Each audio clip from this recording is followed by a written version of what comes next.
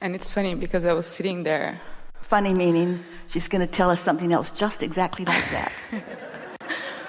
I was thinking about raising my hand, and I was like noticing the thought of like, maybe I'm not worthy to be there. Yeah, that's exactly right. So I want it, but if we hadn't been in cohorts with your inner being, you've got this huge team of knowers and energies who are aware of you, who are calling you to all kinds of places that you feel hesitant about. But that's passing. Something like this is a good thing to remember. Remember the feeling place of this. So now, does this feeling place feel like a lecture, or like, at last, here we are together? Oh, that sounded evil. Wait. Oh, at last, here we are together. No, that's not right either. We're really glad you're here. And we felt you coming. And when we looked around the room, the light around you showed us it was you. But we can see your light, but you can't feel it quite. Yeah. Why? Say what? Why? Because you practice the other thought. By verbalizing it, by thinking about it. To be here in the hot seat and having a conversation with us, can you describe the feeling of that? It's like a child, so excited and so happy and so like pleasure to be in the dynamic. Yeah, it's like a feeling of well-being. It's like, yeah.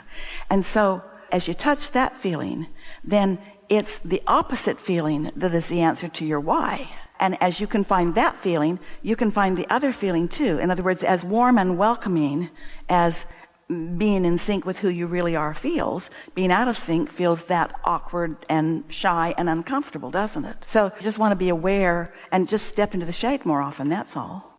So what's on your mind? So many things. It's like I have so many questions. So many things. You have so many things, but you know they're all about the same thing. Because your point of attraction is what it is, and so all those things are going to point back to the same thing. So just pick the most interesting one and let's get after it. Okay. So one of the things that I've been... Oh, not that. No. Wait. One of the things that my husband and I, we talk a lot about it is I was in a completely different field before stepping into this like spiritual, personal development world.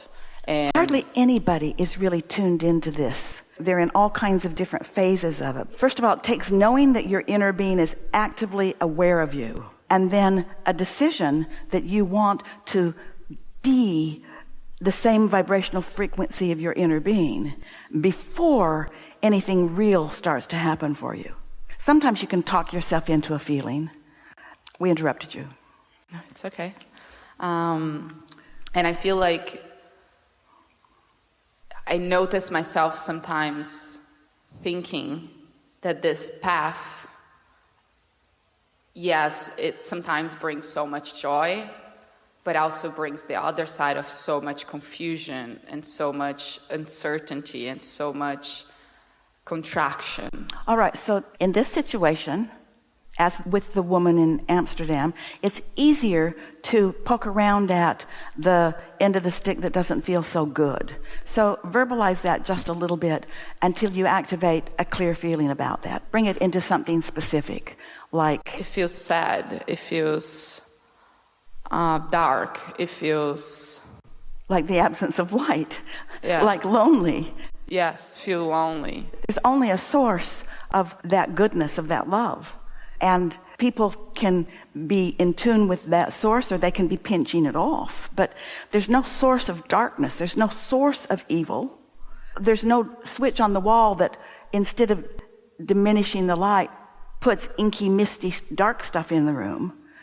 There's nothing that covers up the light. There's just a disallowance of the light. In fact, they call it resistors in electricity. Did you know that? They call it resistors that diminish the amount of current that is flowing. It's literally called a resistor.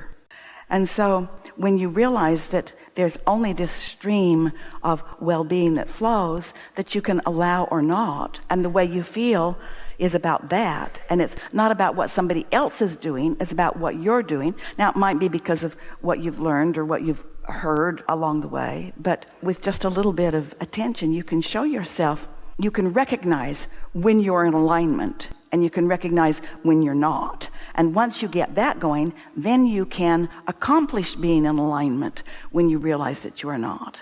But the thing that we really want to say to all of you is, when you're having your hardest time, don't try to get in alignment then, because it's like the tug of war. Picture a team, and there are 5 strong people on each end of a rope, and they are pulling, and they are pretty equally matched. And so it's just going on and on and on and on and on and on.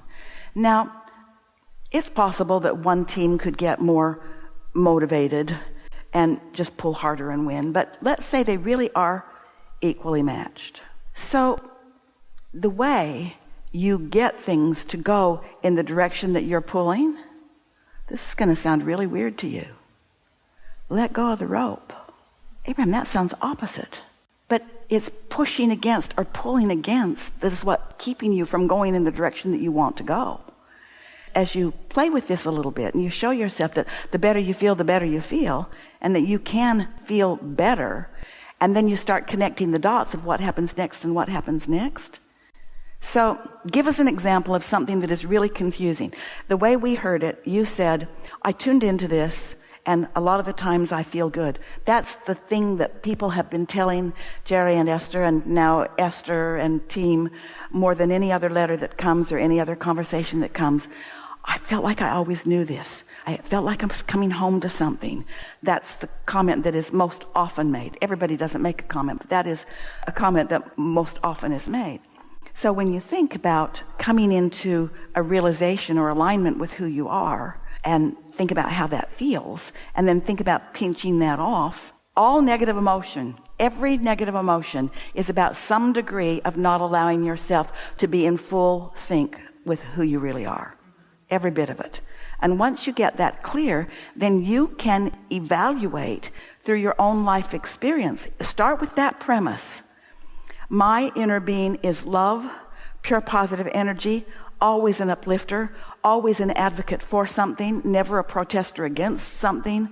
And then next time you feel, whether you're with others or in your own mind, feel yourself all knotted up, stop and say, what's going on with me? And we're certain that you'll recognize that you've taken some stance against something, you're pushing against something, and so you've departed from your inner being who is not doing that. But then why we keep doing that thing? So for example, because you haven't made how you feel a high enough priority. We were visiting with a woman one day. She lived in an apartment complex. It wasn't a place that was very satisfying to her. There were lots of things about it that she didn't like.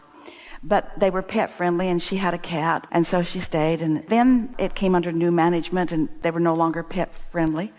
But it was hard work to move, and she really didn't want to move, and she was pretty settled in. So she's sneaking out with her cat in the middle of the night, and it's under her coat, and she's walking through the parking lots and trying to find a way to still live there with the cat. And finally, enough was enough, and she moved out. And we said, so you'll move for your cat, but you won't move for you? People have been taught that perseverance is a virtue, and suffering is good, and that there's no gain without pain. And that nobody said that life is supposed to be easy. We'll tell you that. The reason it isn't easy for people is because they try to use action to compensate for energy that they didn't get in alignment. Get the energy working for you, and you just go with the flow. But when you're trying to buck your own current, and by the way, the only thing that is ever there for you to buck is your own current. Now you can blame it on others because they introduced you to the thought that is the reason that you're pushing against, but it really is an internal thing that is happening. So your question, why do we keep doing it? It's momentum. The law of attraction is responding to whatever your thought is and bringing you more of it. It's momentum. The law of attraction is a momentum maker. And so the law of attraction will, by your investment in thought, take you away from what you want or toward what you want, or a combination of both, which is really uncomfortable. So we're talking about focusing emotion rather than focusing thought because it's less complicated.